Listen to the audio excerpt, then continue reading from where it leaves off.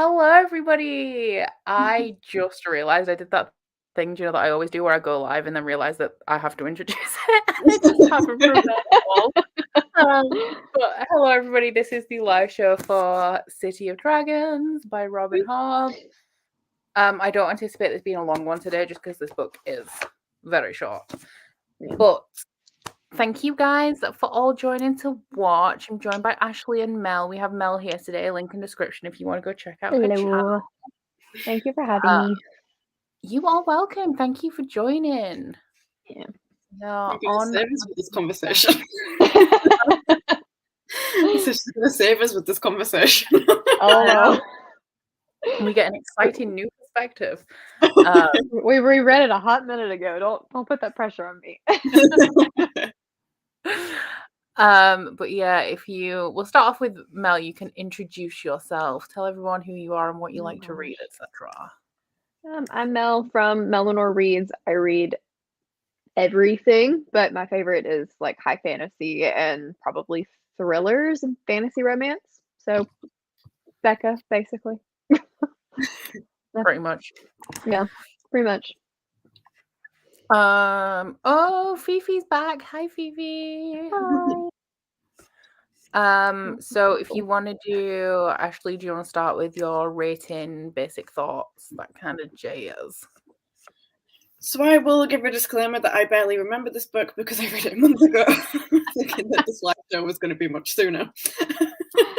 But I believe I rated it 3 stars, which is the highest I have rated one of these books in this series. Surprisingly, I am not enjoying the series. I wasn't here for the last live show, but I think I rated that 2 stars. And it's just been much more of the same. So general thoughts without spoilers is just it's very repetitive and I don't care about the characters. So I think with this one, you can definitely tell why Robin Hobb intended the first 2 to be one book and this to continue. Because we get perspective changes where we didn't in the second one, and you can just kind of see more development. So I think that's why I enjoyed this one more, but still not entirely loving it. Fair. Mel? I also read this one. It was the first book I read in February, so bear with me. But I liked this one better than I did the first 2. I'm like Ashley, the first 2 were just, they weren't it for me. I didn't care. But this one I ended up rating 4 stars, and I liked the return to some of the old characters that we knew and loved. And I felt like this one was a little bit quicker paced than the first 2 was. Interesting. So I gave it 4 stars. It's probably my second favorite of the series so far.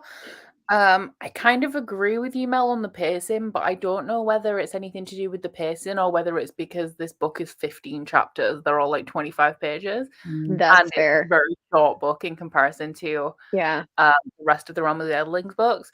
I feel like this felt very much like a bridge book because like the first one, there was no like dramatic conclusion to it or anything. It didn't build up to anything really.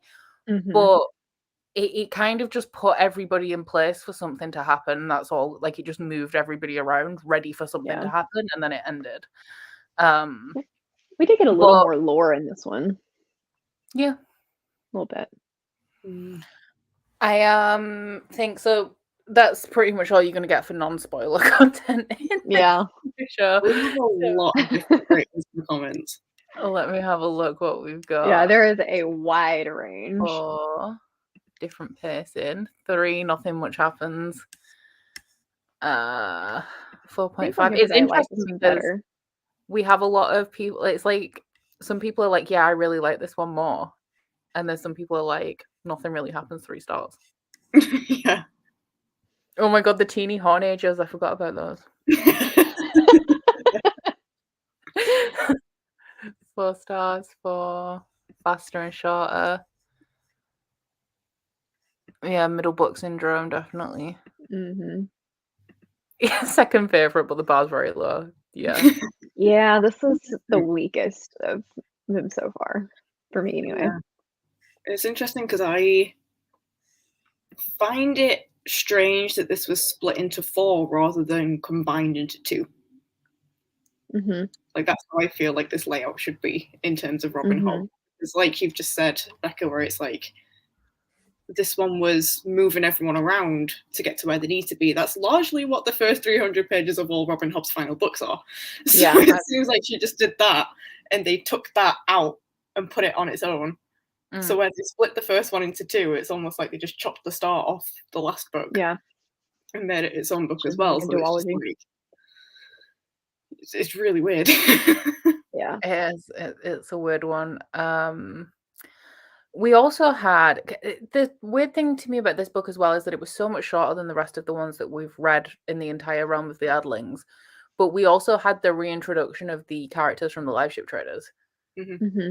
And the book still managed to be shorter. Yeah. That's a good point. Maybe because the first two books were so slow and just full of like them traveling up the river. Yeah. That's why I'm really wondering if like again, it seems like she wrote two big books the size of Life Ship or something. And then the publisher decided they didn't want 2 books or even 3 books and split it out even more. And I'm just like, which makes no sense since every book up to this point is massive. So why care now? Yeah. I wonder actually if it actually reflects publishing and how attitudes in publishing have changed since she started publishing to now, because publishing obviously is a business and it's always been about making money, but now there's like a whole ton more capitalism in the book industry than there ever was. So if they can make the same amount of, if they published it as 2 books, they're making half as much money as if they publish it as 4. And also it's normally in YA, but in recent years we've also seen like you have to publish a book in a series every year. So if she was taking longer, they were maybe like, well, give us what you've got and we'll just publish that. But then it went right back in for the final Fits in the Fool trilogy. So who knows? It didn't work for whatever reason. I wonder if the publisher was hopeful to pull in a YA audience and assume YA needed to be shorter to hold their attention. That's a good point. Well, this was a thing as well, because I remember in like when I first started on book Twitter or something, I remember it was very common for people to say that YA books should be around 400 pages. And anything longer than that was considered long for a YA book. So I wonder if that's why, because they tried aiming for a younger audience. Yeah. That they were like, no, you can't have 600 pages of a chihuahua. That's a good point. And there is the thing as well, like we heard before we started it, that this is the YA series in the Realm of the Elderlings, which literally every time I read one of these books, there's something that is just glaringly not for a YA audience, like Walter giving birth and how graphic and disgusting that was. Yes. Like it's just not it's not YA. That was not it. So I don't really know what happened, because the thing is she's a prolific author as well who's wrote a lot of books and made a lot of money for, I think she's on Half the Voyager in the UK. So like why would you suddenly not publish it the way that it's intended to be published? It was a strange choice. Just a weird setup. Yeah. Especially after so many books as well, because it's like fair enough if it was like maybe the second if it was like the second series and they were trying something different. Also something else that isn't suitable for YA, the cannibalism. I was gagging on the last page of the book. I think, or was it the end of the last chapter before the epilogue? I was like, no, thank you. Yeah, that was rough. Because I listened to this one too, and I was like, yeah, it wasn't a good time. I don't quite get why we only now get these extra viewpoints. Feels a bit like an afterthought. It is interesting because we saw, I'm pretty sure we saw Seldon. Is that the little boy in the live show traders? Yeah. I get confused between him and Cedric. And I did too. I thought they were the same characters when this started. And I was like, wait, what? Yeah, so I'm pretty sure at the beginning of the first book, Seldon was there. Very briefly, in the same way that Malta and Rain were there, and then he went off and they went to the council where Elise turned up, and then they sent them on their way. So it was a bit of a shock to just like have him pop up. I think he's in the first chapter of this book as well, and he's a slave. And it's like, well, how has this happened? It did fill in the gaps later in the book, but it was just, I feel like, a bit abrupt, because it doesn't feel like it's. I know that the series has taken place over like a extended period of time, but it feels weird. And then also because so much time passed in this one book. True. One character there was a character who I was like, have you always been here and I just don't remember you, or have you just popped up out of nowhere for the sake of this book? It's possible. Rain's little sister. Oh yeah, I can't remember. Yeah. Ship traders. She just appeared out of nowhere, and I'm like, who are you? I think Ewald has read them all before, so maybe you'll be able to let us know if she existed in the live ship traders, or whether she just appeared. She was like mentioned in passing or what, but I was like, I'm sure she wasn't in live ship. I feel like it might have been mentioned in live ship as like these are his family members, but I don't remember them being a dedicated character. Yeah. Okay, so we have 2 new and 1 she was mentioned. So who knows? Yeah, which she's definitely not been a big part of anything before. No. Like, she just appeared out of nowhere and was like, I'm coming with you, and I'm like, excuse me? Who are you? This was a thing as well, because I felt with the Seldon slavery, it was very much a repeat of like Wintro, even though it was completely different circumstances. It's just interesting that it's both of the boys from the same family that this is happening to. But yeah, the passing of time in this one was weird because Leftrin went up and down the river in 50 pages in the same space. Like it took them 2 books to get up one way. He goes down and back. And then what else is it that happens really quickly? Oh, the Rain's sister, apparently some guy on deck is in love with her. And I'm like, well, how long has it been? Because it's literally been 1 chapter since you got on the ship. Yeah. What is happening? Oh, she was mentioned as a veiled character. Oh, okay. I figured that might be the case. Like she might have been named or just mentioned that he had a sister. But yeah, she just, especially when I was listening to the audiobook and there was just suddenly a new name and I was like, wait, who? I know who this person is. Rewind. Yeah. Oh yeah, that's a good point. He said he'd go so much faster without the dragons.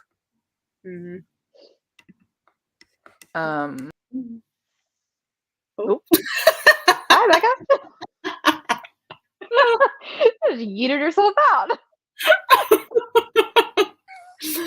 Hi. Bye. I did this during my Patreon sprints a couple of months ago. You know how you have the things on Mac where like if you use certain fingers and do certain things, it does stuff.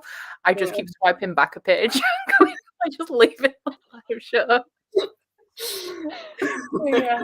I know Becca wants to talk about this book. Bye. Yeah, you offended me. Don't want to be here anymore. I'm trying to think what else the main points of this book were. We learned some more about Kelsingra, and I didn't tab, and I should have because there was something that stuck out to me, and I can't. Oh, do you know the baths? This is like this discussion could have gone a lot smoother, but you know the baths that Thymara gets into, and they fill with stuff, and she starts to grow. Yes. Do we think that the Skill River is in those baths? Yes. I thought that the Skill River was in through there in general because of some of the like statues and things like that were mentioned too.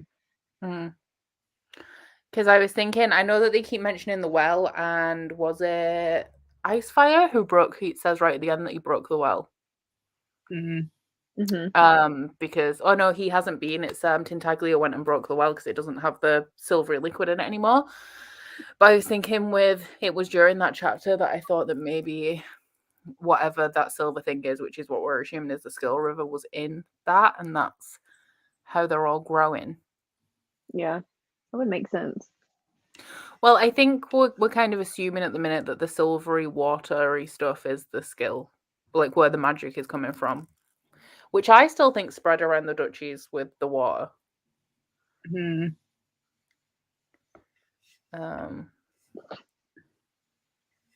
Would make sense. The bath bit was amazing. As I wish I understood how the magic of Kelsingra worked in general. Maybe we'll get more of that in Blood of Dragons. I was going to say, I feel like with the series, I'm not really theorizing or piecing together stuff that much because I'm just like, we're still just traveling up this river. Yeah. And we're just like, I feel like in general, there's not really a lot of magic explanation. Like origins are not well explained intentionally. They maybe haven't reached the source, but it is flowing from there. Well, I think the Skill River runs under where Fitz walked down that Skill Road. Which is close to the city. It leads to the city, doesn't it? Assuming that they are at that city. They've mentioned as well that the literal land has changed, and like there's certain places that are underwater now and you can't find it anymore, or right. And with anything like an avalanche, it could have dislodged, well, it would have dislodged earth and stones that could have flown into the river and blocked it, and then it should have been like packed down in a road on top. I mean, I don't know how these things work. I'm not very good at, would it be physics? Maybe geology? I don't know, whatever it is, I can't environmental something. Yeah. One image that I do like, I can't remember which book this was introduced in, it might have been the second one. The little dragon landing pads that I just remember, I just imagine like helicopter pads. Same. For them to just land on. Just a little landing pad. I don't know why it just amuses me, or it's just like, oh. I like do you know when it describes Hebe taking off and how she has to run? I always have like the image in my mind of like, do you know, a slow motion Labrador, but red dragon. Yeah. Just like galloping and everything wobbling. The memory stone is for Elderlings to pass on memories. What does that mean for Fitz and Verity? See, this is interesting because that's what Rapscale said that the memory stone was for, but I think it was one of the Fitz books, wasn't it? That was it the Live Ship Traders that we learned that the Elderlings used to put themselves into dragon statues so that they'd get to be dragons briefly. I can't remember which one that was in, but I remember that. But it's interesting because like the stone that the buildings are made out of, where did it come from? Is it the stone? It's the stone that they were carrying around in the big ship, wasn't it? The other White Prophet, the Pale Lady. And they had the big blocks. That's how they were forging people. They were like sucking them into the stones. Yeah, I briefly remember it, but I can't put it into this book. But that still doesn't explain where the stone came from. Yeah. Oh yeah, I love that. I was trying to remember because I picture things when I read, and I vividly remembered somebody being in that room and looking out the window, but I couldn't remember who it was. And I was like, was it Fitz or was it Verity? And I'm like, no, it must have been Fitz looking for Verity. Yeah. Yeah, the warmth is helping. It's just because they grew so quickly when they were in there. It wasn't like Thymara literally watched them grow. Almost like I want to go back and reread. No, I don't want to go back and reread, but like remember the very end of Assassin's Quest, because I feel like a lot of that is coming up now, and it's been so long that I'm like, what happened and when did that happen again? But I'm not rereading Assassin's Quest. Yeah, I don't need 200 pages of walking again. Oh god, yeah. You could just started around the page like 350 mark. True. Like all that's happened so far is walk. The only thing you need to know, I think, from those first 300 pages is that Fitz is really sad, and everyone's being mean to him still. Really sad. Yeah. This is always sad. Does he also have an arrow in his shoulder as well? Is that the beginning of that book, or is it after he's had the arrow in his shoulder? Remember? I can't remember. Did anyone else get caught up on the map tower? It had some weird parallels with the one Fitz visits in as Cheval. I never said that out loud before. I didn't actually really think about that, although that does make a lot of sense because I thought was the one in Asjaval was didn't it have transportation stones in it? Which I don't think they mentioned it having in this one, but that's the main thing I remember about that one. It's hard to know as well though, because they probably wouldn't have known if they were there, so would we necessarily see it? Right. It's May just not have been reading from their point of view. Like, it could have been marked on there, but because it didn't think anything of it, we weren't told about it. I do feel like if they're in Kelsingra, then part of the last book has to be somebody accidentally touching one of those. Because they're all walking around touching things, and we know that there's some there because that's how Fitz travels around. He just bounces around the country in his skill pillars. I just imagine like Ratskull just appearing in the middle somewhere, like, and everyone's really confused. See, I do find this interesting because Ratskull's now said that the reason that they did it was so that Elderlings could access the other Elderlings' memories. But then I'm also like, because you can drown in the memories, and it's like, well, is that true, or is that a side effect of the fact that you're spending so much time in these memories and you shouldn't be? Right. And you're like justifying it as like something to like you should be doing.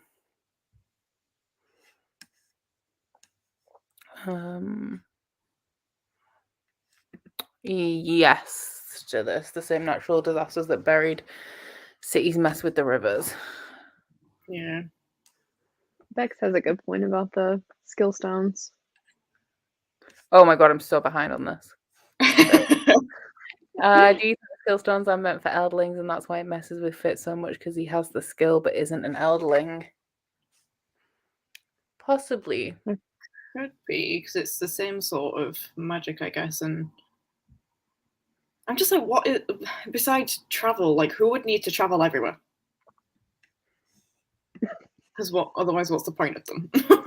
Well, we know that the one in Ashravat, as whatever it's called, has the pillars in it. And that one has a map, doesn't it, of all of the different pillars around the area. And like the symbols on the pillars correspond to where they come out. So I'm thinking that the Elderlings used it because obviously we now know that their cities are spread out, but they were companions with dragons. So it's not like now where Fitz has no like clue about what's on the other side of the world because dragons fly and talk to Elderlings. Right. So the Elderlings know that they're there. So I kind of assumed it was transportation for them to go between cities. Maybe. That would make sense. Especially if they like also aided the dragons in, you know, staying alive still. Not as much obviously, but you know, maybe if the dragons were going on long journeys and stuff, they had to like meet at certain points. And we've also, there was the because what I remembered was the skill pillar that's like literally in the middle of the sea, and it reminded me of, you know, what we're discovering now with the cities under the sea. And I'm just like, were you also like a destination at one point? Yeah. But then again, like some Elderlings would have wings and can potentially fly themselves places. So I don't know.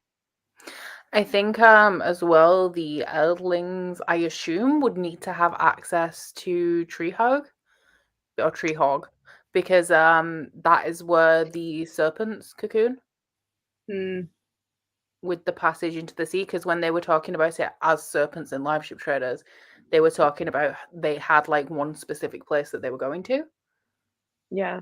And it seemed like the only place that they went to. So I don't know how much the Elderlings were involved in that, but they might need access to that for the dragon hatchlings and stuff like that. True. Jessica just mentioned, like, pointed out as well that the dragons don't like carrying passengers, so yeah, gotta travel somehow beneath them. Although I will say that clearly changes because on the cover of book 4, one of them's got a saddle on. Yeah, it's probably Hebe. Yeah, I think it is. Yeah, I watched your TBR where you just like stopped and was like, "This dragon's wearing a saddle."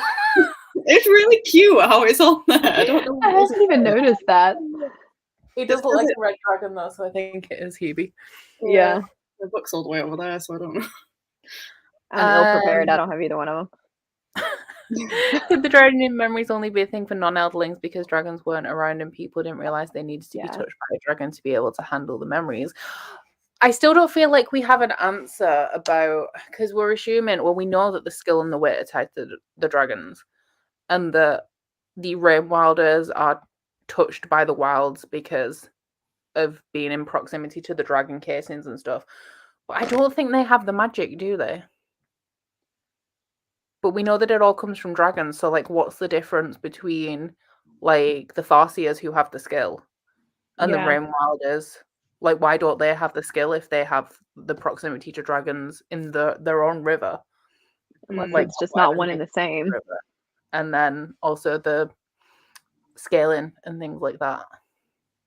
I mean, that could kind of be the point that we still don't know, because as Fifi's just mentioned, Thymara is the first one to have wings, so it's like it's still... I feel like a theme that's gone all the way through this series as a whole, like the entire realm of the Elderlings, is that magic is changing. So you think none of the Rain Wilders have been mentioned to be able to access the skill, right? Or am I forgetting about somebody? I don't Almost like think two completely separate magics. But they do have the ones that they may have the skill, because some of them can listen to the dragons and some of them can't. That's true. But they view it differently. Like, they don't have the wit and the skill. They can just talk to dragons or not talk to dragons. So, someone just said it does get like a combo in the next book. Oh, cool. Okay, good. That's what we just covered. So yeah. Yeah. But I think it seems to make a difference whether you have part of the dragon in your system as well. Just kind of a gross thought. Yeah. Like licked the blood or something and can suddenly speak dragons. Oh, this is actually a good point. I don't know if this is the point that, okay, Zaf's here. It's not what he's supposed to be. I don't know if this is the point that Fifi's making, but it did remind me of a point. It says, my theory is that the Farseers are descendants of Elderlings. That would make sense. Have been guided by a dragon, which that would make sense why the baby is relevant if the Farseers have been guided by a dragon like that. So maybe the difference between like the skill and being connected to dragons is literally just like, were you guided by human or dragon? Yeah. Because if they were born and they were then fixed by dragons so that they could live, they're not Elderlings, but they have been like touched by dragons. Well, it makes sense for all of the magic to stem from dragons in some way, shape, or form. So yeah, have to come from somewhere. I'm just really distracted because I can see Zaf has joined the live show and I can just see her like running around with it. Looks like she's holding a carrot, but I'm not letting her in until she's. You have to be sat. You muted.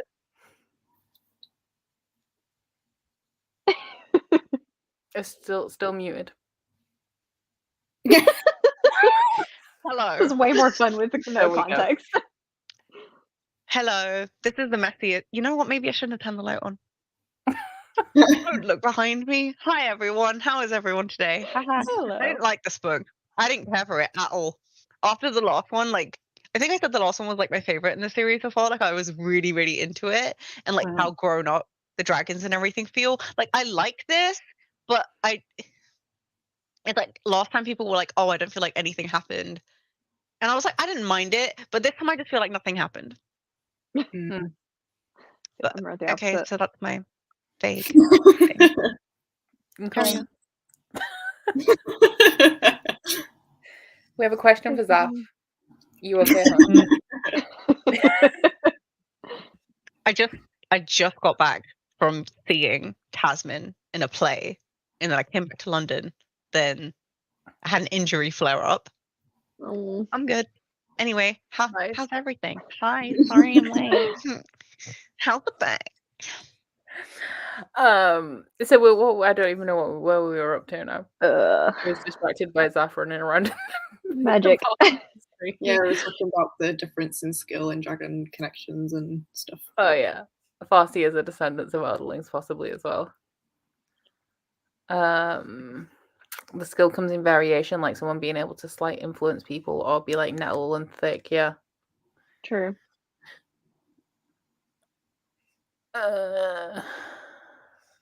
Okay. There we go. There was something that I wanted to talk about specifically. Oh, how did we feel about characters in this book? Like, does anybody have a favorite character at this point? No. Can I say one that was not supposed to be in this trilogy by itself? Okay, yeah, why not? We'll just go back to the live ship traders and pull it from there. Yeah, it was Brashen for me that one time that we saw him very briefly. Yeah, just very briefly. Whole series. I will say, I think part of the only reason I enjoyed this book more was because we saw Malta and Rain again. And I think the only time I felt any kind of smidgen of emotion was Malta's birth scene. Mm-hmm. So it was just I agree. Jesus Christ. Like, seeing, I think we've talked about this previously, and like every single time we get like a hint of characters from the other series, it's so satisfying, and it actually makes it feel like there was a point. I know that's going to sound so fucked up. Like, there was a point reading the other series, because it's like, it's validating in the world. Like, you understand the context of those characters, and then also it's like you can see their growth. It feels like they're very real, and also like after everything Malta's been through and stuff like that, seeing her even more grown. Mm-hmm. It's like, oh, baby. I think it upset me more seeing Seldon in the position that he's currently in, because he was just a little baby. He was only like, was he 4 or 6 or something in the first Live Ship Traders book? Yeah, little, yeah. That's just very upsetting. Oh yeah, I do like Cedric and Carson. I like Cedric and Carson. I like that friend too. I'm wondering, because this book set it up for Hest to come back. I'm wondering if Hest is gonna cause any trouble, or whether he's just gonna get there, realize nobody gives a shit about him, and have an existential crisis. And like the latter, that would be way more entertaining. Because if we think about Kyle, like Kyle was just shipped off to an island, and then he came back mad and then died. One of the only notes I have is just Hest honestly just needs to fall in the river already. Just like, he's just annoying. Yes. Awful. He's not even bad enough to be interesting. He's just terrible. I do think he's a very believable character, though, in that when we go to his perspective, he's just like, well, obviously, like they're gonna come crawling back to me, and I can just threaten Elise, and she's gonna come back. And like the way that he made everything about him, and how everything's been done to him, and they've done this to him. Yeah. And like, that's the word. Literally such a narcissist. And I feel like, I like Lola's I can't believe comment. I liked him for like 5 seconds in the beginning. Oh, disgusting. Me too. Like, you know, I think we talked about this as well. Just kind of like somewhat anticipating a Pride and Prejudice style Elizabeth Darcy, like, ooh, they don't like feel anything, and then like, no, sexual assault, no. Yeah, I hope that like he gets stabbed. Something. Yes, Carson punching would be very satisfying. Hello. Hey. Yeah, I don't. I can imagine him getting eaten by a dragon, because I can imagine him trying to square up to it, and the dragon just being yes. Don't you want to see him die like that midget dude does in Shrek 1?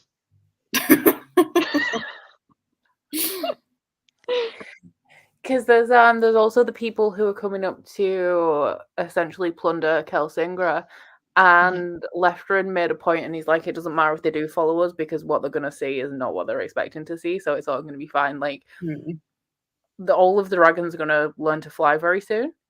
They already have all of their acid. As soon as they get in those baths, they're getting more muscular. Yeah. It's not going to be a good time. I'm so excited for Tintaglia to come back with Icefire. She's going to throw a hissy fit, and it's going to be amazing. Oh, it's going to be fantastic. Especially if it's just so Tintaglia. Can you see them like squaring off? Great. Does this mean that Gavin's like, oh my god, I've just tuned in and Mel's here, or did he tune in specifically to see Mel? Hi, Gavin. We love you. Becca's over here like, go away, Gavin. Brushing could take you out. Okay. Oh, yeah. Fair. I still don't like. I feel like Hest is the worst though. Yeah.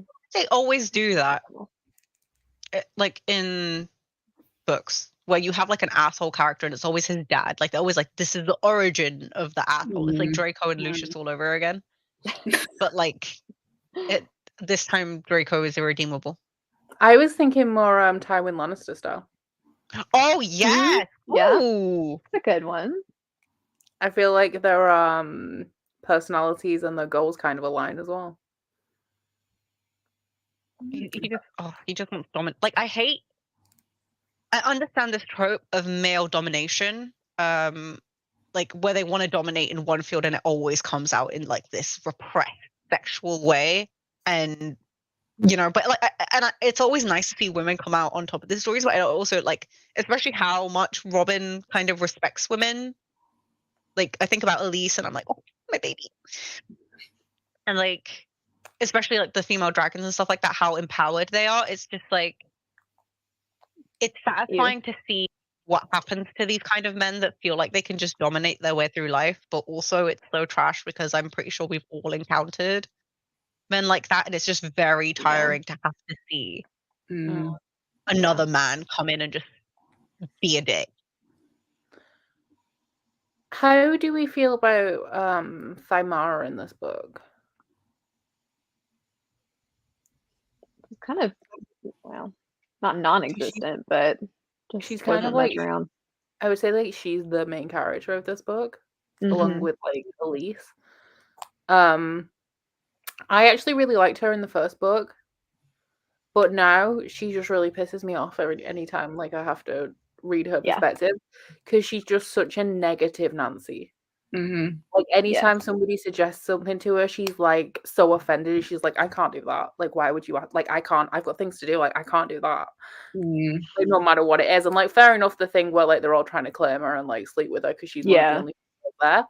Fair enough that she's like, no, absolutely not to that. But then Rapskull's like, oh, can we go to the city because I need to show you something? And she's like, well, I've got all these things to do and I have to do this. And like, I can't just go run off with you because you want me to. And it's like, calm down.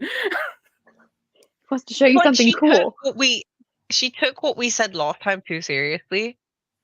Of like, oh, bitch, like be occupied with yourself, and now she's like too occupied with herself.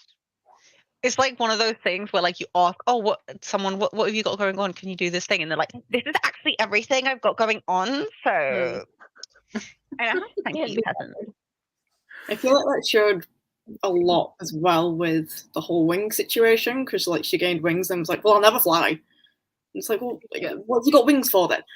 And then her wings are growing and she's like, well, I'm not gonna fly. And like she just, I think I kind of get it actually, because her, especially the dynamic that she lived with at home where her mother didn't want her around and her father was like, okay, loud, so necessary.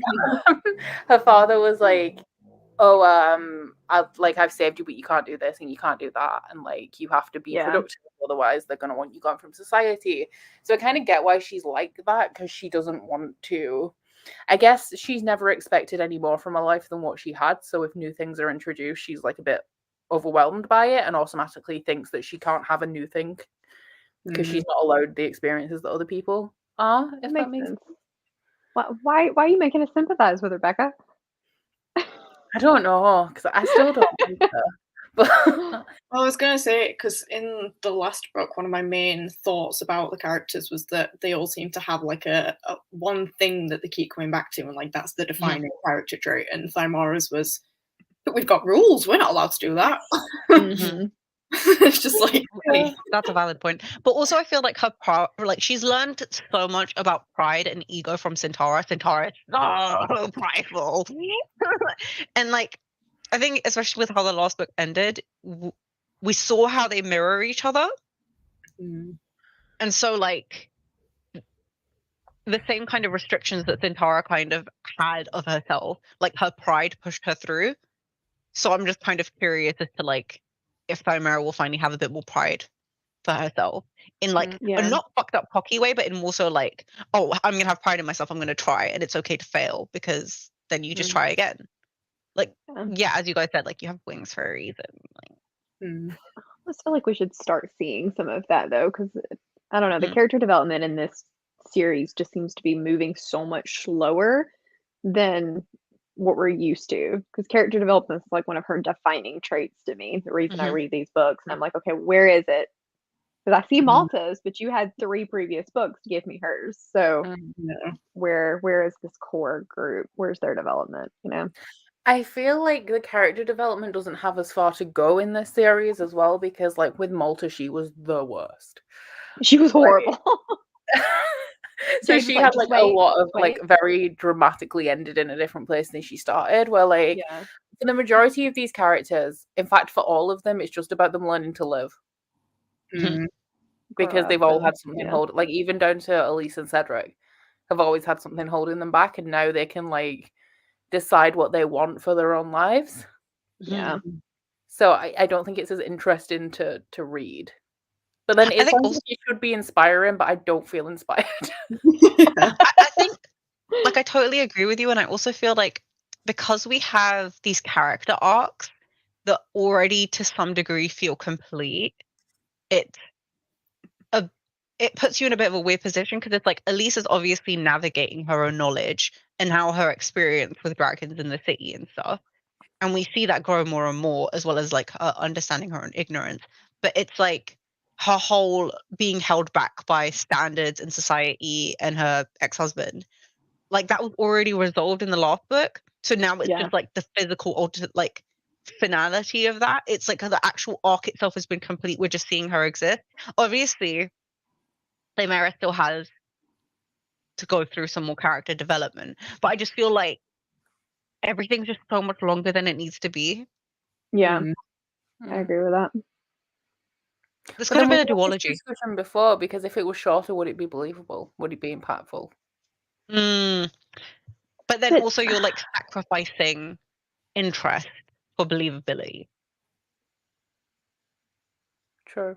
For some. Maybe like obviously for other people they probably enjoyed the pacing of this book. What were you gonna say now? I just think it goes back to the previous discussion we were having earlier about the duology trilogy versus there being 4 books. It's just the way it's been spliced, I think, makes it a lot feel more drawn out, yet nothing's happened. It's like I read this, it was like, who the fuck's the candle maker? Fucking Molly. That would be the I think that would be horrible. I couldn't do it. I'm sorry, who's the candle maker? Not that much. Molly. Oh my god. Molly's the worst. I thought they were making a joke about you. Oh no. I was like, why is Becca in the story now? Yeah, the bird mail's interesting. It's interesting how the thing with Kim is developing as being like, I'm actually quite worried about that, because I remembered that she gave some private birds to Rain. I was like, oh, you can contact me using these, and I'm like, well, that's all gonna go tits up. I just don't understand the whole bird mail thing. I don't know if I've just missed something. I think I just kind of zoned out. We're just like doing the job. And when we fell in love and got married. But then you have Kim in Kasserich, and I think we established really well in this book that the council in Kasserich just decided that they were going to have their own council separate from the one in Treehog. And there's also lots of conflict between the tattooed people and the Rain Wilders.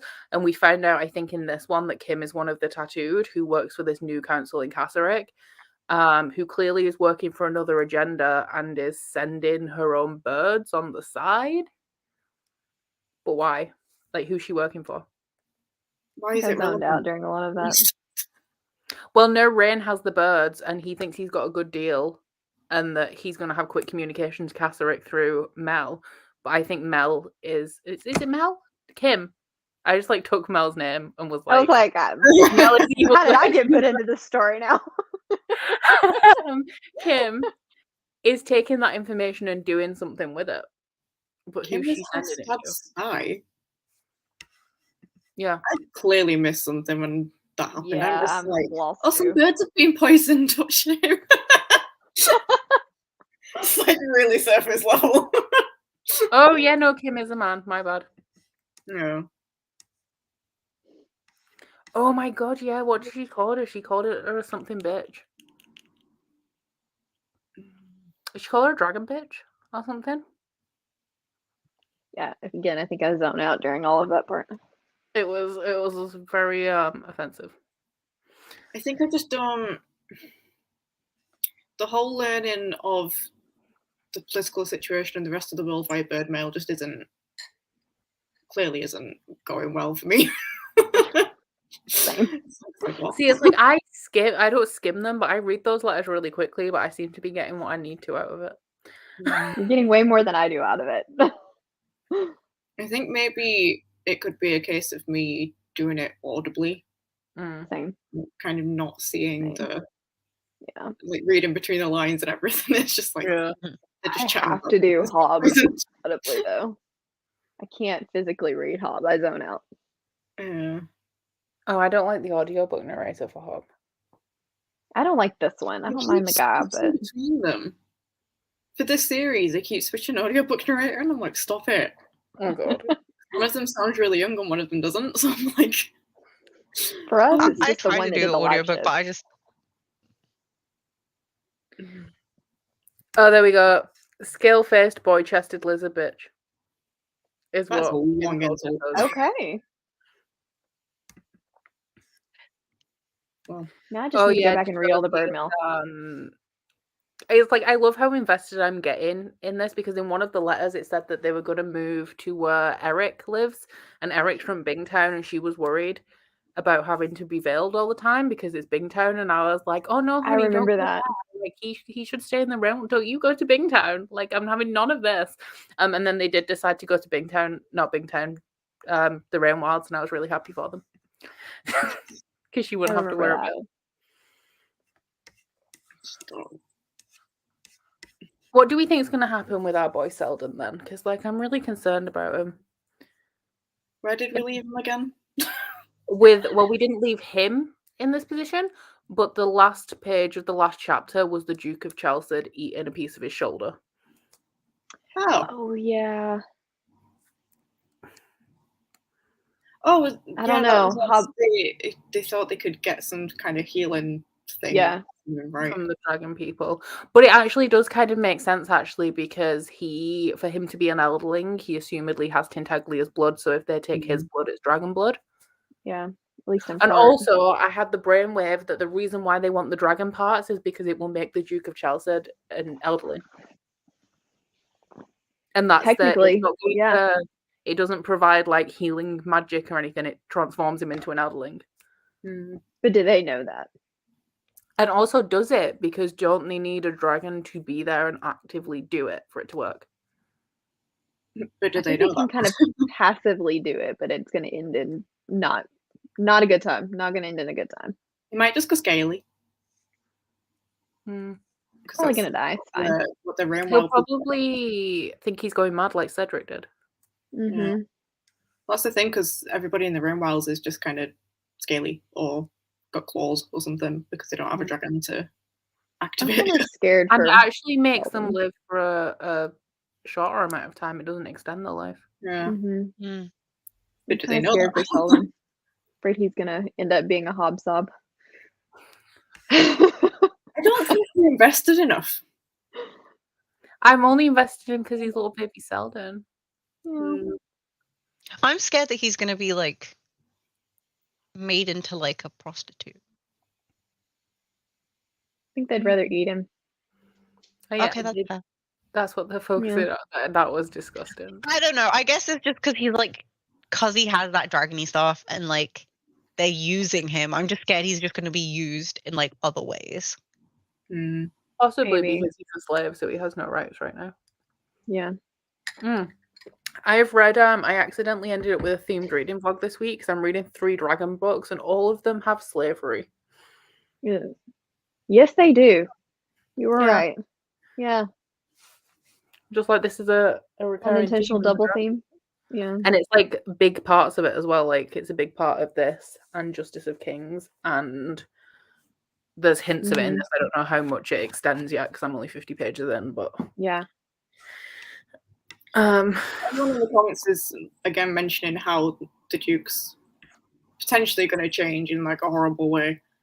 And Imagine trying to explain that for the politics of the outside world. It's just like, what happened to the Duke? And I'm like, oh yeah, it's on his shoulder and then gained scale and died.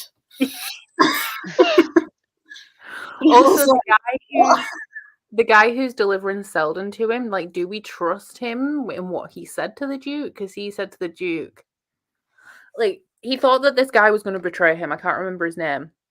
And he said, no, I'm not here to betray you. I'm here to warn you that other people are going to betray you, and it's your daughter that's betraying you. So I don't know whether he has an ulterior motive to get rid of the Duke immediately, become the Duke himself, and he's using the daughter as claim.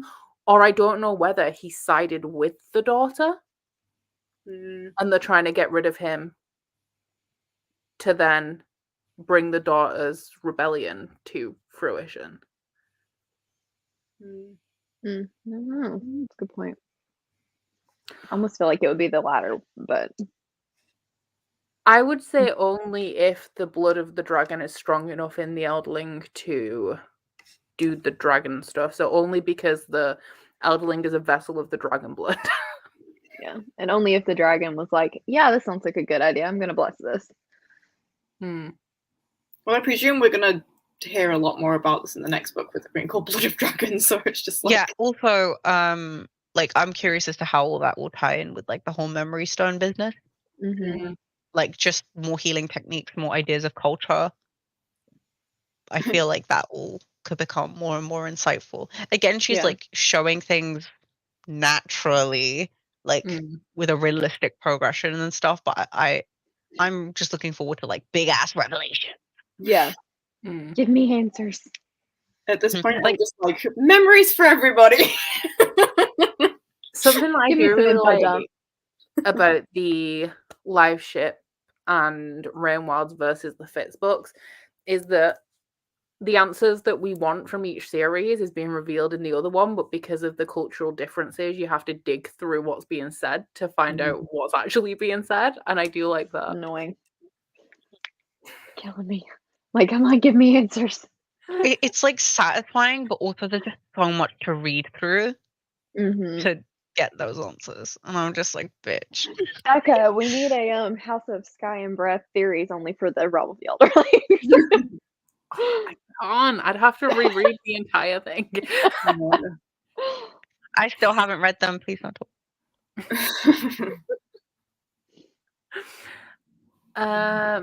Oh yeah, no, I think that was implied that he was sexually assaulted at some point during his slavery. I was gonna say there's a weird undertone of sexual assault via gaming. Yeah, actually, it just keeps happening. There's a lot of gay repression in like a violent way. Like, I hate that theme. I hate that trope. Like, I understand its existence, but I hate it. Thinking about it, a lot of Robin Hobb's books have themes of violence from men, like to women. So I'm wondering if the reason why all of the gay violence is in here as like, because we're reading it as like you're only portraying gay men in like horrible ways, but I'm wondering if it's more of a like, you know how the like sexual assault thing and people talk about women all the time, but they never talk about men. I'm wondering if it's that, like she's showing the violence from men onto men as well as men on women. Yeah, that makes sense. Also, it's like, I think we get like a nice kind of queer perspective as well in this series. Yeah. Well, technically, we get a nice queer perspective in this series, but then we also have that with Goldie. Fool. Goldie Fool. Goldie Fool and the Three Fences. I don't know. Has he appeared in this series yet? Isn't he meant to be? Not yet. I'm just like, where's he at? If he did turn up, I imagine he'd turn up as Amber. See, I thought for a second I was looking out for him when they were discovering the city and there was all the like statues coming alive, and I was just like, is he just gonna like pop out dancing? But he did not. That's sad.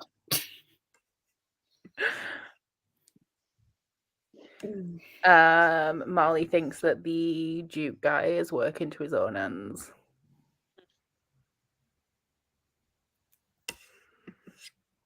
It's just very strange to have so much background politics. I'm actually kind of, obviously I don't really know what the plot of the last Fitz trilogy is about, other than it's the Fitz and the Fool trilogy. Yeah. I agree with Nikki's comment, by the way, really quickly, but carry on. I wonder if this is the only glimpse of childhood we're going to get. Probably.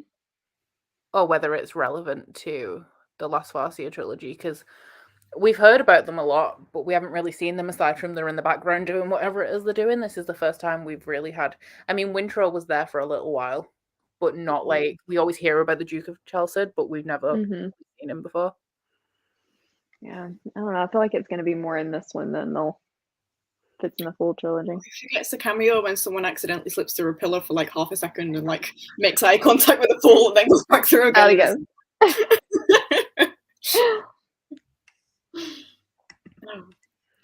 Lord Amber, beloved golden.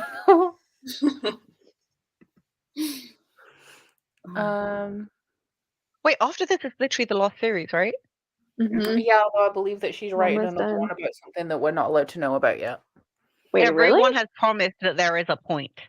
I still don't see the point, but we better see the point in the next one. I was like, it ended. It's done. Why are we keep going? We're done. We have been told that she is writing something else in the Realm of the Elderlings, but it's to do with something that we're not allowed to know about yet because it's a big spoiler for some book that we haven't read. So I didn't even know she was still writing. Mitchell's writing more Realm of the Elderlings. She's writing very slowly because she's got, is it arthritis? Something like that, yeah. And yeah, so who knows if we ever will get it, but it's maybe something that's happening. We're more likely to get that than Martin's final book, though. That's fair. Oh, sorry, final 2 books. Yeah. Do we think the dragons are going to help the baby? I think that maybe by the time they get there, Tintaglia will be back, in which case I think Tintaglia would. I was going to say, I think only Tintaglia would care. Agreed. But then she may be held up by something. I mean, I know that the dragons aren't particularly empathetic, but wouldn't they maybe care because it's a baby and the fact that they are struggling with the continuation of their race kind of deal? Yeah, dragons are really darn selfish. I don't know if I'd trust Hebe to help.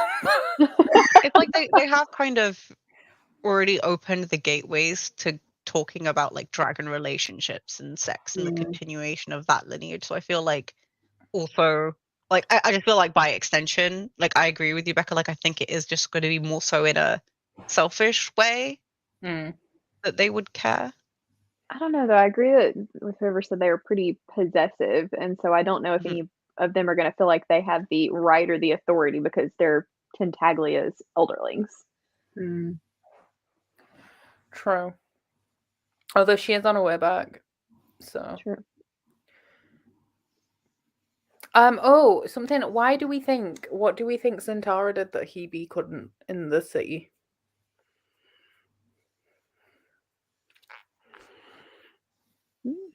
I don't remember what you're referencing.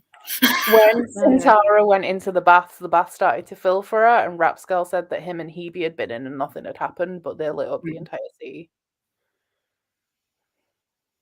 I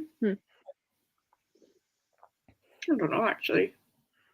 Because I've been thinking about the strips and stuff on the walls, you know, the strips that they touch to light things up. Well, it doesn't... I'm pretty sure we've had it in other series where they don't work. But then we've also had, like, Zentara made the whole place light up and the bath start working and stuff. Whereas when, like, Elise touched a strip, it only very dimly lit the space. Yeah. So... And they have been in the other... I don't know if they've been in the Fitz trilogies as well. Because I'm wondering if that is also tied to the wit and the skill and the people who are touched by the Rain World. People are mentioning the memories. Yeah. But what does that mean? Marley's got one that... How would Elise have been able to light it up at all in that case? Because Hebe would have more than Elise, surely. True. Maybe it does have something to do with skill and level of magic. I was gonna say that maybe like there's something in the blood that's like specifically unlocking. Like I don't know if there's any special dragon lineages, or like maybe it is like a memory thing, like a subconscious memory thing. Oh, that's possible. She asked for what she wanted, but Hebe's just happy with life. Hebe's just high on life, enjoying everything. She's literally just a frolicking around the entire time. I don't want anything to happen to Tintaglia. Oh yeah, because she's got that festering wound. But I think she's going to be fine because she's going to go look. The question is she going to go to the Rain Wilds? Is she going to go to Kelsingra, or is she going to go to Seldon? Because if she ends up going to Kelsingra, she's going to find the other keepers, and providing that she lets them, they will just, there's enough of them there that they'll just sort her out. Yeah. But if she goes to Seldon, she's going to end up in more trouble. And if she goes to Treehog or Casaric, she's just going to find a bunch of people who are mad at her for leaving and nobody who's going to help her because everyone's in Kelsingra. True. Oh yeah, that's a good point, actually.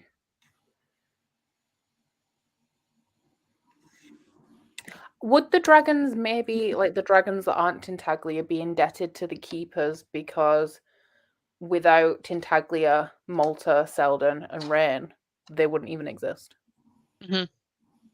So they might do it. They might help the baby because of that. Yeah. But then you could argue that they wouldn't exist as Elderlings without the dragons. True. Which is very much their point of view. It's like, we created you. Rule the world. True. Hebe's a dog, the other dragons are cats. Oh yeah, the bath might help her. But also, Tintaglia has been to Kelsingra, so why did Santara light it up? And nothing happened for Tintaglia?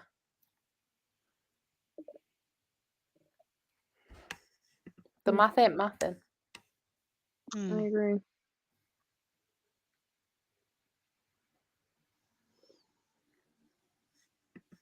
Yeah, I don't know how she can she track them like that. I imagine when she's in range she can hear them, can't she? Yeah. But isn't she already in Chelsea? Isn't that what the two sailors said, that that's where they'd seen them? So she's actually quite near Seldon. I just feel so, oh god, there's such a shitty situation for Seldon. So close yet so far. And the fact that everyone's like, there's no way for anyone to contact him, so he's off in the world doing God knows what. And Malta's just occasionally like, I'm a bit concerned. I haven't heard him for a while. Like, he's all right. Like, no, he's really She's also not. got her own problems. Comes back and has got a like missing shoulder. Just gone. Like, oh yeah, I got eaten. I think she'd be pissed, just like Thymara was pissed. Like she would be like, yeah. Oh, you touched my boy. Yeah. And everyone's going She's also now got a dying baby to worry about. So priorities. This is what happens when you leave the kids unattended. But I really liked the end of the epilogue where she was saying that she's going to Kelsingra or wherever she's going. And Icefire was like, well, I'll go when I'm ready. And she's like, all right, do what you want, but I'm going. See you later, don't care. I have a feeling, like, I see Tintaglia and Mercor as more of a match than anything. And it's like, what if she just ditches Icefire and is like, you know what? I'm making dragon babies with Mercor. Go away. Got another dragon. You were my only option, now you're not. I think, as Fifi would say, that Mercor is a man. It's because every so often, like, you don't hear from him in ages. And then everyone starts bickering and it's like, wait! Shush, I feel like if he had a voice, like if I could assign a voice to him, I would assign Morgan Freeman. Yes. Yes. I agree. Icefire is so fucking stupid. He's a bitch. Oh god, yeah. He's like so idiot. He's a man. Like not he just in the wasted. He's a man, but not a man. It's like so much time and plot was wasted on this useless absentee man. He just wants to sit on the sofa all day and watch TV. There's also the issue of the dominance thing, because all of the dragons at Kelsingra have accepted that they can't really fight each other very much to settle stuff. Icefire could just come in and just like destroy them. Yeah. I think there might be problems between him and Murkoff. But then Carlo as well. He's the dragon who's a massive I reckon we are going to see some kind of like big dragon fight, because we keep getting hints of them spraying acid at each other. Also, Murkoff's so hot. Like, he's a dragon, but he's so hot. Murkoff gives off year 6 melted vibes. Oh. Yeah. Oh dear. Murkoff needs to learn to fly. That's a good point. Yeah. Without being able to fly, I feel like they think you're a useless dragon. I also think we're gonna have, even if like there isn't some big dragon conflict, we're gonna have, I think, at least one like mating battle, because that keeps being mentioned. I say we're still not any closer to this whole dragon line continuing yet. I actually think Centaura and Icefire might be a good match, because they're both the same. In that they're both like, well, I remember when humans used to dote on me and say I was wonderful, and Very like full I of used to take all themselves. these baths and have people like rub oil into my scales, and it was wonderful. Damn. There we go. We've cast the dragons. I like it. Next audiobook. Yeah, Centaur and Icefire would work. It's just... So you're saying Tintaglia and Murkoff? Yeah. The best with the best, I respect. And It's then just that, maybe... like, I was just going to say, I kind of like the idea of Centaur with Murkoff, simply because, like, he's so grown, and he's like the only one that can kind of keep her in check. Yeah. That's it. Carry on.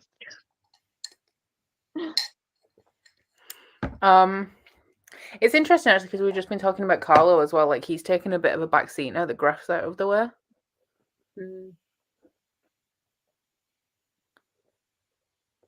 I'm trying to, because like the thing with the keepers now turning into Elderlings is that they're shaping each other's personalities, the dragons and the humans. So I'm trying to think of like that in terms of Tintaglia, Rain, Malta, and Seldon, but it's not really. Yeah. Apart from Malta and Tintaglia are about as bitchy as each other. I think that's about it. Is there anything else that happened in this book? I think. Thymara had sex. Oh, yeah. Well, I mean, like I said in the last live show, whether she has sex with no one, Rapscale, Tats, or everyone, I just don't give a fuck. Yeah, don't care. I think that's why I was so annoyed with the first 2 books. I was like, move on. I do not care. Who sleeps with who? Not relevant. Yeah. It's like Robin Hobb is like trying to balance this line between respecting her female characters and being like they're more than just their vaginas and but then also being like the weight of you having a vagina so deep. Like the responsibility, like this is not balanced. Sorry, I actually think that Nettle and Centaura would have been a better pair than Thymara. Oh yeah, for sure. Although they wouldn't have gotten anywhere because they would have just screamed at each other. Been entertaining though. Tintaglia getting shit by Nettle in her dreams, where she's getting treated like a little bitch. My favorite, Fifi. You are way too obsessed with the teen hornets. I do find it funny when they both just come swaggering back in with all of these like elderling clothing. And everyone's like, what? Yeah, and like they look a lot different as well because they've been in the baths. Yeah, and they're just like really clean. Oh yeah, that the bed was cool, and the fact that there's actually still some like areas in Kelsingra that haven't been damaged. Yeah. Cool. We love the preservation of architecture. The one thing that Thymara did in this book that I really enjoyed is when Elise started screaming about how nobody can touch anything and that they need to preserve it. And Thymara was like, no, that's an Elderling city and you're not an Elderling. And I was like, yeah, exactly. Oh, Beth, don't you need to go read Dragonhaven? Calling her out. Teeny Hornage, your heart. Yeah, Elise was mad. Elise is like swanning around in an Elderling gown complaining when everyone else has one. Yeah. She wasn't really in this book apart from complaining about not being able to write everything down. No. Also, one random little scene that I found funny. Was it in this one? I think it was in this one. They're being chased by people and the ship is just like, lol, see it. Oh, yeah. Like, starts kicking the legs and everyone's like, the fuck? It's like, did that have legs? And everyone's like, I think that had legs. Yeah. It just made me laugh. I still really like Leftrin and Elise as well. Yeah, I do too. Babies. Not as much as Cedric and Carson, though. I do find it funny that Cedric literally was just like, yeah, I'll accompany my friend on this thing. And it's just like, well, now you're an Elderling. You have Dragon. And a new partner. And you're probably never going to go back. Enjoy. I actually can't wait for Hess to turn up, and I really do. I hope it's just a case of he's the lesser evil that just turns up and everyone's like, why are you here? Leave. Yeah. Literally, he's trying to throw a paddy, just like, but this is my thing, and he just gets like swatted off the ship or something. I feel like he's definitely going to be like that physical closure and like finishing of that arc. Yeah. That Seldon and that Elise, but I'm just like, I really want it to be good. Like, kill him, but like in a really good way. And I'm not necessarily saying it needs to be violent. I just want it to be like satisfying. Like, again, like the ending of Shrek 1. Like something that's like, you are literally so unimportant and no one cares about you. That's the thing. I don't even necessarily like want him to be eaten or anything. It's more I want him to be sent back knowing that he is so utterly irrelevant. Yeah. That he's no longer in the story. Because I feel like he's going to turn up as well and everyone's just going to be like, they're not even going to be like horrified or anything. They're just going to be like, why are you here? Like, like, no, he's going to be like, I'm here, my lovers. And like, they're going to be like, we don't care. And he's so full of himself. I feel like that's the most satisfying. You are no longer important. Yeah, he'll come back trying to like demand that everyone does stuff, and they'll be like, "We've just set up a whole new city. Go away." You know, we have dragons. Yeah, just like you have daddy's money. I want to see the mating battle between Hest and Lefrin. Lefrin will win. I think. Oh yeah, because Cedric does have a dragon as well. And one of the most loyal dragons. I feel like Hest may do something threatening to Cedric, and the dragon's going to pick up on that. Maybe spray him with acid. I don't know. But let's be real, he is way too much of a coward to even attempt to fight Carson or a dragon. Oh, true. Yeah. Like he's. That'll be it. He'll just turn around and run home, and it'll just be like, "Lol." Try and explain that to your dad. The only people I'm not concerned about Cedric at all, really, because he has the dragon and he's got Carson. But I'm more worried about Elise. Yeah. I feel like we might see her stand up for herself, though. Like she'll have one big speech thing where she says something. It's like, oh, you just got put in your place. Your dick is small. Yeah. Hester's a pretty boy. You don't know how to use it right. Hest doesn't deserve to be dragon food. Oh yeah, they keep the memories. True. That's the thing. Like, I genuinely don't think he's gonna die. He'll just be sent packing. I just really want him to die. I was thinking about, because I don't fully know how the lore of the world works and stuff, but does he have any right to either? Well, he doesn't have any right to Cedric, really. But does he have any right to Elise when they're now not in the Rain Wilds because they're assumedly in the Mountain Kingdom? Well, it might be the thing where he thinks he does. But no one gives a fuck. Yeah, it's just like...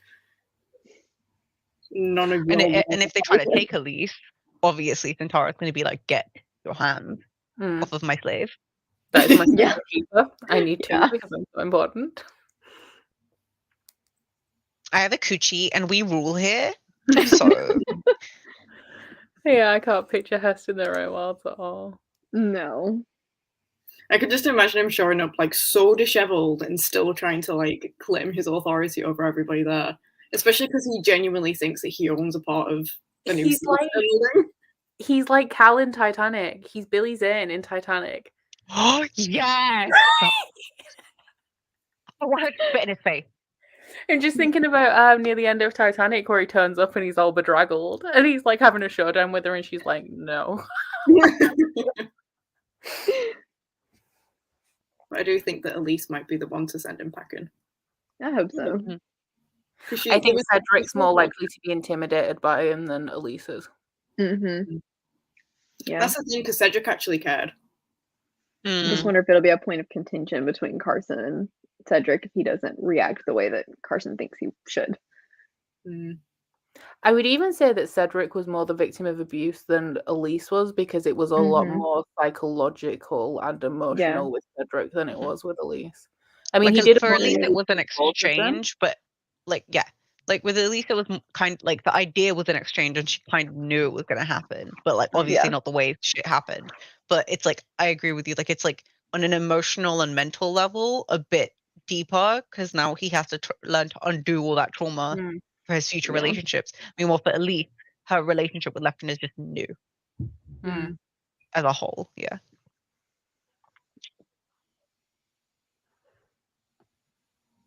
I don't think mine does. The only way I've been reading the digital version. One.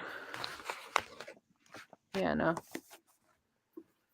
I usually just Google a map when I want to have a reference because there's like a pretty good map online, but like. And I think the maps that we have had are not the full world, but you can get one of like all of them because I've looked it up before to see where like Bingtown is in relation to the Six Duchies and the Pirate. Oh, the Live Ship Traders has a map. I don't have mine. Look it up. Ashley's going through all of her books. I was looking at the next one to see if we suddenly like have the river on the map or something. Context. No, I don't think we do. Yeah, Cedric was definitely groomed. Yeah. Because I think like Cedric believed it as well, whereas Elise knew that there was something wrong with her marriage, even if she didn't know the extent of it. Like she knew that he wasn't a good guy, and that's why she was quicker to quit on it. Meanwhile, for Cedric, he was holding on for way too long. Yeah, he was invested for sure. Interesting to see Hess' side on that as well, though, where he's like, "Oh well, Cedric's been obsessed with me since he was a kid." It's like, well, maybe, but not of his own volition, really. Right. And just because he was, it doesn't mean that you do what you did. Yeah. Oh, poor Cedric. Right. Oh yeah, we had a lot in this book as well about how Cedric was sexually abused by Hest. Lots of sexual assault and abuse in Robin Hobb books. That's why I don't get the YA thing. I'm like, And especially because, as we said, a lot of this series deals with like adult relationships, like marital issues. Yeah. And The babies.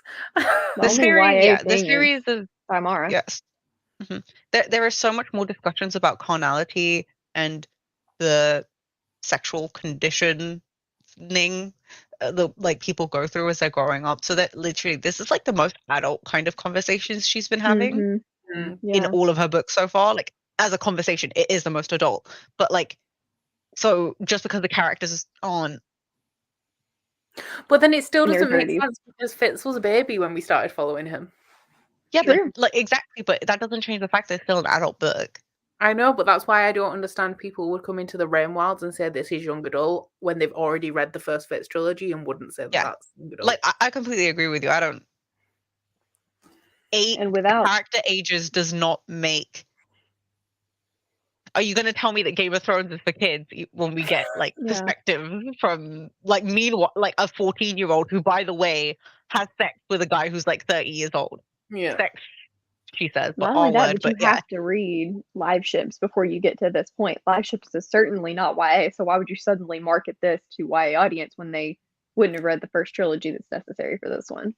And also the argument in younger perspectives isn't even all that valid when it comes to this series, because Elise is 24, 25, something like that. Mm-hmm. I guess Thymara is younger, but... And the dragons are young, but then Elise, Cedric, Hest are all in it. I think just because, like, we need to remember, not us, but I'm saying, like, sometimes when people talk about this stuff, they need to remember that it's like, just because you're a specific age doesn't mean you haven't seen some fucked up shit. Like, life isn't a Disney movie rating. Like, some very young individuals have gone through some very fucked up situations. And, like, when you read about characters who've gone through these things like, from a young age, one, it can be, like, validating, because it's like, oh, yeah, like, someone else, like, this is what it's like to have gone through some fucked up things and like how they can affect you, or just like someone who's been through that shit and they're just living life. Like, it's just very invalidating to carry on trying to use it as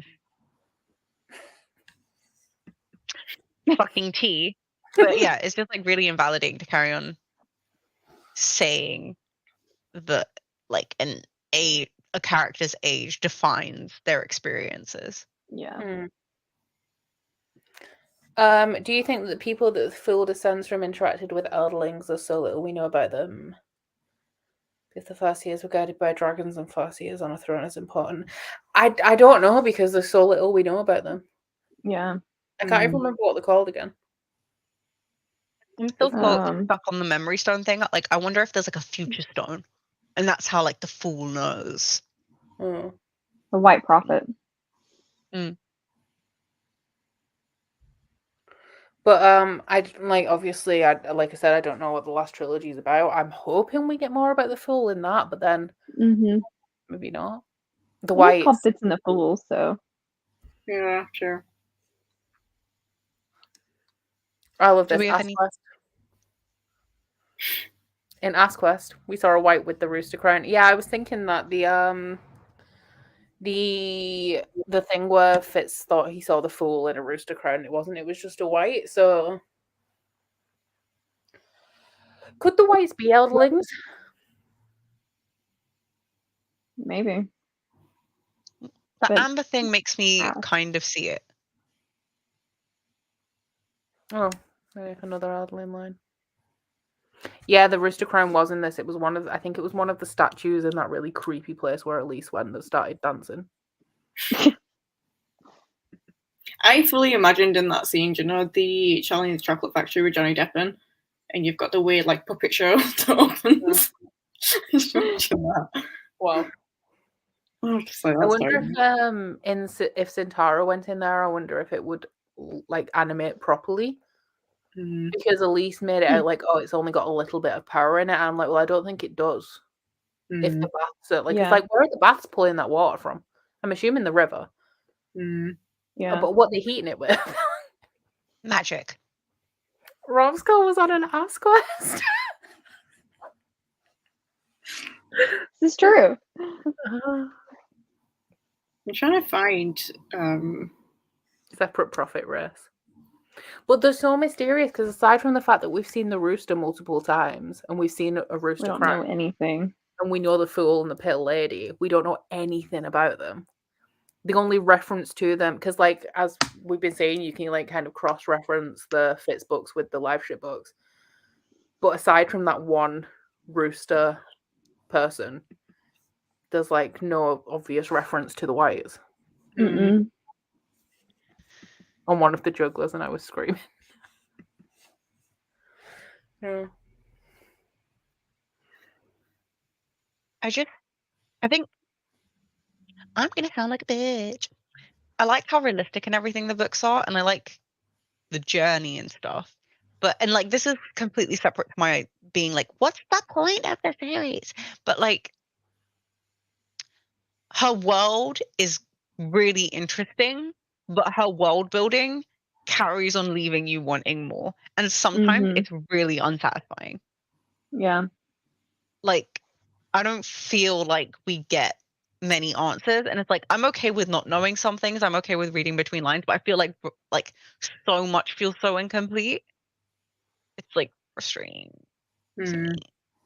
Like, especially when you're like talking about this white stuff, I'm just like getting really mad. And I think that might have something to do with the fact that she keeps writing more series, so we're just getting because I remember when we read the first trilogy, we were like, there's lots that's left unfinished here, but it still wraps up in a way that feels kind of final. So I think she's intentionally leaving a lot open. But like, I think that regardless of what she's now writing, I think that the next trilogy might be the last we see of Fitz. He's dead. Yeah. He gonna die. I hope not, but I could see it. I'd like him to die. He's lived long enough. I'm done with him. Poor Fitz. He needs some happiness in his life, okay? Yeah, like, die happy, but die. The happiness he gets is the couple of 1,000 pages of the last trilogy where he's just like strolling around with the Fool. That's all that's going to be. It's going to be a big goodbye to Fitz, just him and the Fool walking around. I'm okay with that. I'm not. I want some sex. I don't think Fitz is ever just going to be happy for the rest of his life. This is true. And then answer with more questions. I just want her to answer. Just on period answer. Like, say it as like two kids at university talking about this shit and they're just actually giving information. I'm happy to read that. Incapable. Yeah, but they should be like, these are the lives of these students and their professors and the origin of the university.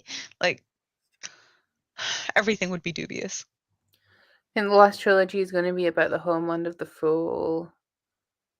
Clara's why they chose someone like the last bitch over the Fool. They don't seem like nice people, which is sad because I'm imagining this like not magical necessarily, but land of like all-knowing people. And I forgot that they're all a bunch of assholes. I can't blame them for being assholes if they're all-knowing though. Like, you're gonna die, I'm gonna die, I don't really care. Like,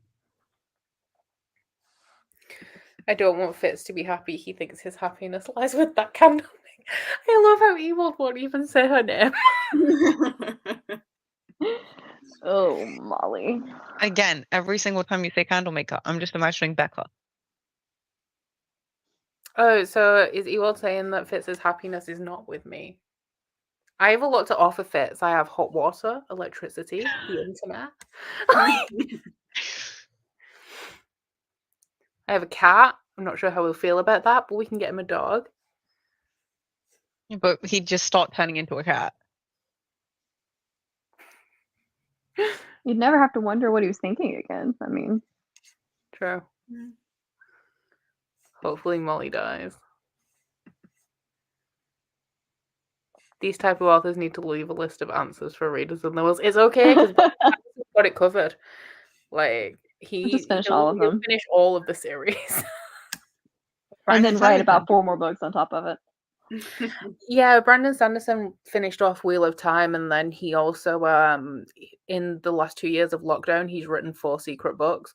So there's this running joke that like he's going to finish every fantasy series where the author isn't going to finish it, like Game of Thrones, and you can do the Realm of the Elderlings as well. Gentlemen Bastards, not Wave Kings, Name of the Wind.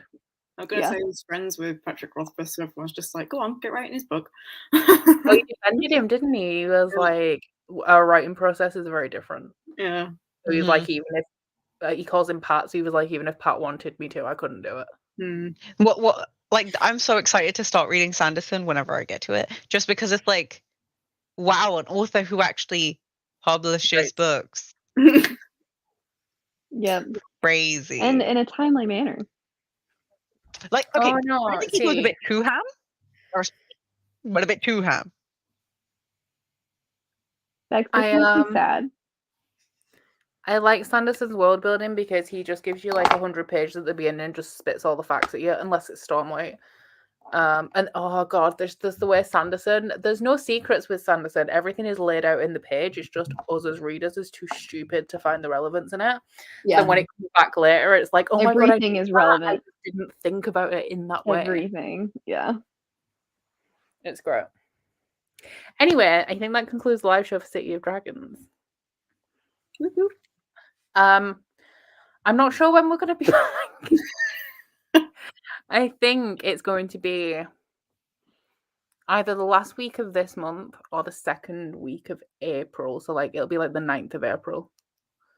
Let's do that. Or the 27th of March or something. Probably April. This is the thing, because I kind of want to read Blood of Dragons pretty soon, but then I'm like, I don't now, because I'll just forget everything by the time we get around to doing the live show. Yeah, I mean, I was going to start it maybe while I'm reading Rage of Dragons, because I've been finding that my pace is really good if I'm switching between 2 books. And I don't have anything. My audiobook's in, so I'm probly going to end up having to do it in the next 2 weeks. I was going to say, I think I might just make sure I make more notes this time. I'm gonna tab it. Yeah. Beck's waiting for the 27th. Oops. Yeah, because I was going to do it so we had the next live show at the end of this month / beginning of next month, and then the first Fitz book would be the end of May, so we have about 6-7 weeks instead of like 2 months to read it.